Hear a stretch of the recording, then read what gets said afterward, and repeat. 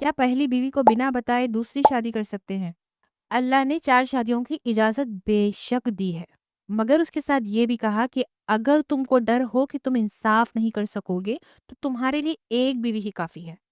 अल्लाह ने कहा अगर इंसाफ ना कर सको तो। अगर आप बिना बताए दूसरा निकाह करते हैं, तो क्या ये पहली बीवी के साथ इंसाफ होगा?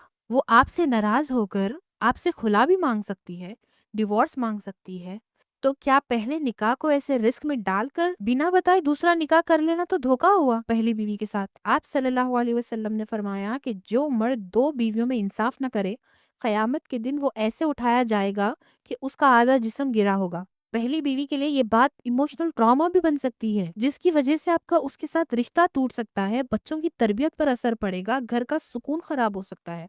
अल्लाह पाक के बाकी सारे हुक्मों को छोड़कर बस ये एक इजाजत के पीछे पड़े हैं। वो भी ये इजाजत है, ये हुक्म नहीं है। ये इस्लाम आपको हुक्म नहीं देता, इजाजत देता है एक से ज्यादा शादी करने की।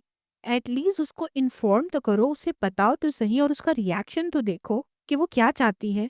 देखो कि क्या हो सकता है, क्या मेरे घर का सुकून तबाह हो सकता है, क्या मेरे बच्चों की तरबियत पर असर पड़ सकता है।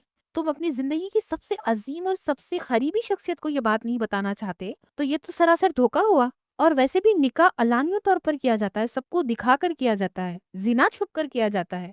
हुक्म के लिए अगर तुम अपनी पहली बीवी और बच्चों के सुकून को कुर्बान कर रहे हो तो बात समझ आती है। मेरे हिसाब से अपनी दूसरी शादी की चाहत को अपने घर और अपने बच्चों के सुकून के लिए कुर्बान कर देना ही ज्यादा बेहतर है।